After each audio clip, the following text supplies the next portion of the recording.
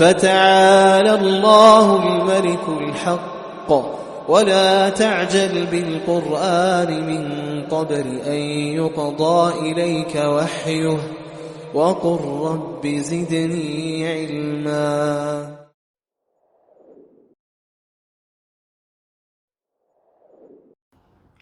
അസ്സലാമു അലൈക്കും വറഹ്മത്തുള്ളാഹി വബറകാതുഹു. അൽഹംദുലില്ലാഹി റബ്ബിൽ ആലമീൻ വസ്സലാത്തു വസ്സലാമു അലാ റസൂലിൽ അമീൻ വഅലാ ആലിഹി വസ്വഹ്ബിഹി അജ്മഈൻ അമ്മാ ബഅദ്. ഏറെ സ്നേഹം നിറഞ്ഞ ദീനീ പഠിതാക്കളെ, ഇബ്നുൽ മബ്റദ് എന്നറിയപ്പെടുന്ന യൂസഫ് ഇബ്നുൽ ഹസൻ ഇബ്നുൽ ഹാദി റഹ്മഹുള്ളയുടെ ഫുറൂഉൽ ഫിഖ്ഹ് എന്ന പ്രസിദ്ധമായ ഗ്രന്ഥമാണ് നമ്മൾ പഠിച്ചുകൊണ്ടിരിക്കുന്നത്. ഫിഖ്ഹുമായി ബന്ധപ്പെട്ട മസ്അലകളാണ് ഈ ഗ്രന്ഥത്തിൽ ചർച്ച ചെയ്യപ്പെടുന്നത്. അൽഹംദുലില്ലാ, അതിൻ്റെ ആദ്യ ഭാഗങ്ങളാണ് കഴിഞ്ഞ ക്ലാസ്സിൽ നമ്മൾ മനസ്സിലാക്കിയത്. ഇബാദത്തുകളുമായി ബന്ധപ്പെട്ട ചില കാര്യങ്ങൾ നമ്മൾ പറഞ്ഞു. അതിൽ ഏറ്റവും പ്രധാനപ്പെട്ട നമസ്കാരം. ആ നമസ്കാരത്തിന് ത്വഹാറത്ത്, ശുദ്ധീകരണം ആവശ്യമാണ്. ആ ശുദ്ധീകരണത്തിന് അതിൽ ഒരു ത്വഹാറത്ത്, ശുദ്ധീകരണ പ്രക്രിയ അതുണ്ട് എന്നും അതിന് വെള്ളം ആവശ്യമാണ്, വെള്ളമില്ലെങ്കിൽ മണ്ണാണ് വേണ്ടത് എന്നൊക്കെ നമ്മൾ പറഞ്ഞു. അപ്പോൾ തയമ്മുമായി ബന്ധപ്പെട്ട കാര്യങ്ങൾ നമ്മൾ പഠിച്ചു. അതുപോലെ തന്നെ ശുദ്ധി വരുത്തുന്ന ആൾ മുതത്വഹിർ, അത് നമ്മൾ പഠിച്ചു. മുതത്വഹറും ബിഹി, ശുദ്ധി വരുത്താൻ ഉപയോഗിക്കുന്ന വസ്തു, ഇതാണ് നമ്മൾ പഠിച്ചത്. ത്വഹാറത്ത്, ശുദ്ധീകരണം, അതും ത്വഹാറത്ത്, ശുദ്ധീകരണം, ആ ശുദ്ധീകരണ പ്രക്രിയയാണ് നമ്മൾ പഠിച്ചുകൊണ്ടിരിക്കുന്നത്. ശരി, ശുദ്ധീകരണം ചെറുതും വലുതുമുണ്ട് നമ്മൾ പറഞ്ഞല്ലോ. അതിൽ ചെറുത് വുളു, ചെറിയ ശുദ്ധിയിൽ നിന്ന് ശുദ്ധിയാക്കാൻ വുളുവാണ്. വുളുവിന് സുന്നത്തുകളുണ്ട്, വാജിബുകളുണ്ട് എന്നൊക്കെ നമ്മൾ പറഞ്ഞു. അതാണ് കഴിഞ്ഞ ക്ലാസ്സിൽ നമ്മൾ പറഞ്ഞു വെച്ചത്. ഇനി ഗ്രന്ഥകാരൻ തുടർന്നുകൊണ്ട് പറയുന്നു, വയുംസഹ്, തടവപ്പെടും അലൽ ഖുഫൈനി, രണ്ട് ഖുഫകളിൽ തടവപ്പെടും. ഫിത് ത്വഹാറത്തി സുഗ്റ, ചെറിയ ശുദ്ധീകരണത്തിൽ. ഫിത് ത്വഹാറത്തി സുഗ്റ, ചെറിയ ശുദ്ധീകരണത്തിൽ, അഥവാ ചെറിയ അശുദ്ധിയിൽ നിന്ന് ശുദ്ധിയാകുന്ന സന്ദർഭത്തിൽ വയുംസഹു അലൽ ഖുഫൈൻ, ഇരു ഖുഫകളിലും തടവപ്പെടും. അപ്പോൾ ഖുഫയുമായി ബന്ധപ്പെട്ട മസ്അലയാണ് ഇന്ന് നമുക്ക് പഠിക്കാനുള്ളത്. എപ്പോഴാണ് ഖുഫ തടവൽ അനുവദനീയമാകുന്നത്? ചെറിയ അശുദ്ധിയിൽ നിന്ന് ശുദ്ധിയാകുന്ന അവസ്ഥയിലാണ്. അപ്പോൾ വലിയ അശുദ്ധിയിൽ നിന്ന് ശുദ്ധിയാകുന്ന അവസ്ഥയിലോ ഖുഫയിൽ തടവുക എന്നത് അനുവദനീയമല്ല. ഖുഫ അഴിച്ച് എങ്ങനെയാണോ ശുദ്ധിയാകേണ്ടത് അങ്ങനെ ശുദ്ധിയാവുക തന്നെ വേണം. എന്നാൽ ചെറിയ അശുദ്ധിയിൽ നിന്ന് ശുദ്ധിയാകുന്ന സമയത്ത് ഖുഫ അഴിക്കേണ്ടതില്ല, ഖുഫയിൽ തടവിയാൽ മതി. എന്താണ് ഖുഫ എന്ന് പറഞ്ഞാൽ?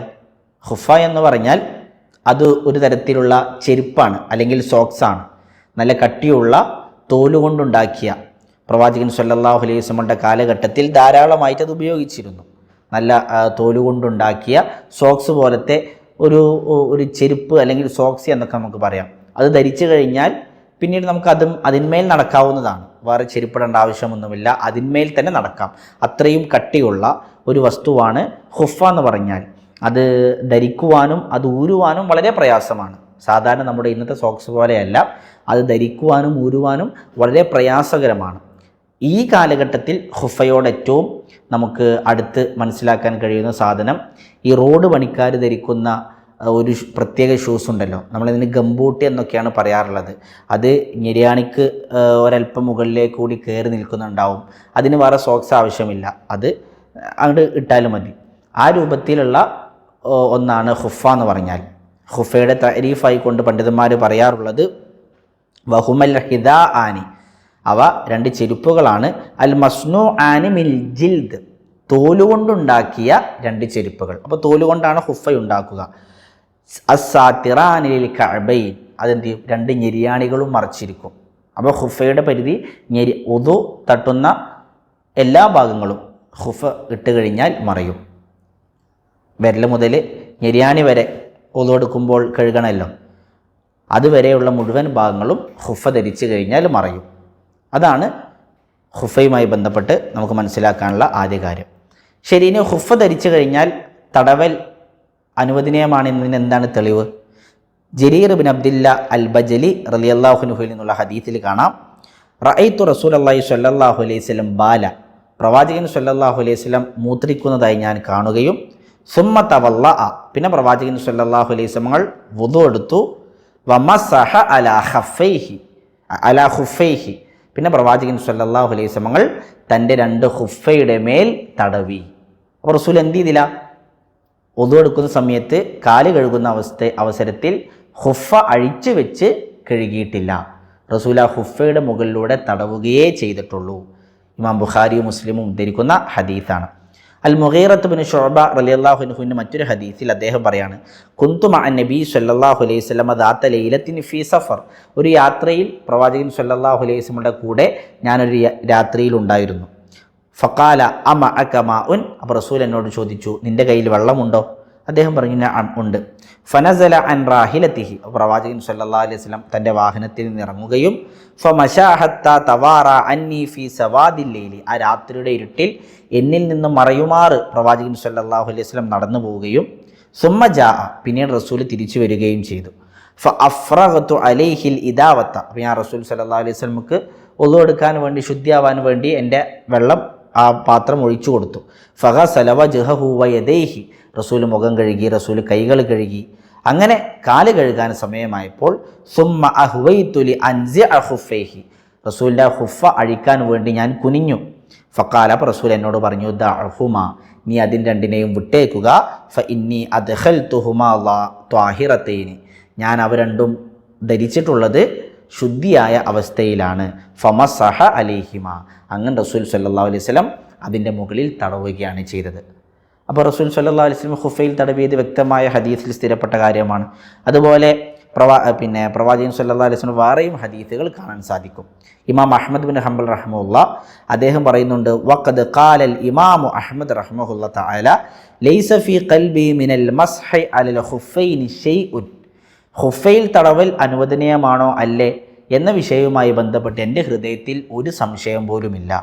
കാരണം ഫീഹി 40 ഹദീസൻ അൻ റസൂലില്ലാഹി സ്വല്ലല്ലാഹു അലൈഹി വസല്ലം, പ്രവാചകനിൽ നിന്ന് ആ വിഷയത്തിൽ 40ഓളം ഹദീസുകൾ വന്നിട്ടുണ്ട്. അപ്പോൾ ഖുഫയിൽ തടവുക എന്നത് ഏറെ സുന്നത്തായ ഒരു കാര്യമാണ്. അപ്പോൾ എന്താണ് ഖുഫയിൽ തടവൽ മനസ്സിലായിട്ടുണ്ടാവുമെന്ന് വിചാരിക്കുന്നു. നമ്മൾ വുളു എടുക്കുന്ന സന്ദർഭത്തിൽ ആദ്യം വുളു എടുത്ത് നമ്മൾ ഖുഫ ധരിച്ചു. പിന്നീട് നമ്മളൊരു യാത്രയിലാണ്, നമ്മുടെ വുളു മുറിഞ്ഞു. ഈ ഖുഫ അഴിക്കാൻ പ്രയാസമാണെന്ന് ഞാൻ ആദ്യം പറഞ്ഞല്ലോ. അപ്പോൾ അതുകൊണ്ട് പിന്നീട് വുളു എടുക്കുന്ന സമയത്ത് ഖുഫ അഴിക്കേണ്ടതില്ല. കാല് കഴുകുന്ന സമയത്ത് വെറുതെ വെള്ളമെടുത്ത് ഖുഫയുടെ മുകളിലൂടെ ഒന്ന് തടവിയാൽ മതിയാകുന്നതാണ്. എന്നാൽ ബിദ്അഈ കക്ഷികൾ അഥവാ റാഫിളകൾ, ഷിയാക്കൾ, അതുപോലെ ഖവാരിജുകൾ, ഇവരെല്ലാം ഇതിനെ നിഷേധിക്കുന്നവരാണ്. ഖുഫയിൽ തടവുക എന്നത് അനുവദനീയമല്ല, അങ്ങനെ ഒന്നും ഇസ്ലാമില്ല എന്ന് പറയുന്നവരാണ് ബിദ്അഈ കക്ഷികളായ റാഫിളയാക്കളും ഖവാരിജുകളും. അതുകൊണ്ട് തന്നെ ചില പണ്ഡിതന്മാർ അഖീദയുടെ കിതാബിലടക്കം ഖുഫയിൽ തടവൽ എന്ന ബാബ് കൊണ്ടുവന്നിട്ടുണ്ട്. കാരണം എന്താണ്? ബിദ്അഈ കക്ഷികളിൽ നിന്ന് അഹ്ലുസുന്നത്തിനെ വേർതിരിക്കുന്ന ഒരു മേഖലയാണ് ഖുഫയിൽ തടവുക എന്നുള്ളത്. കാരണം അവർ ഖുഫയിൽ തടവുന്നതിനെ നിഷേധിക്കുന്നു, അഹ്ലുസുന്നത്തി വൽ ജമാഅ ഖുഫയിൽ തടവുന്നതിനെ സ്ഥിരപ്പെടുത്തുന്നു. അപ്പോൾ അതുകൊണ്ട് ചില പണ്ഡിതന്മാർ അഖീദയുടെ ബാബിൽ പോലും ഇത് കൊണ്ടുവന്നത് കാണാം. അവിടെ പണ്ഡിതന്മാർക്കിടയിൽ ഒരു ചർച്ചയും കാണാം. അതുകൊണ്ട് തന്നെ ഖുഫയിൽ തടവലാണോ അതല്ല ഖുഫ അഴിച്ചു മാറ്റി വെള്ളമൊഴിച്ച് കാല് കഴുകലാണോ ഉത്തമം? ഇബ്നു മുൻദിർ റഹ്മത്തുള്ളാഹി പറയുന്നത്, ഇഖ്തലഫൽ ഉലമാഉ അയ്യുഹുമാ അഫ്ളൽ, പണ്ഡിതന്മാർക്കിടയിൽ അഭിപ്രായ വ്യത്യാസമുണ്ട് ഏതാണ് ഏറ്റവും ഉത്തമം എന്നുള്ളതിൽ.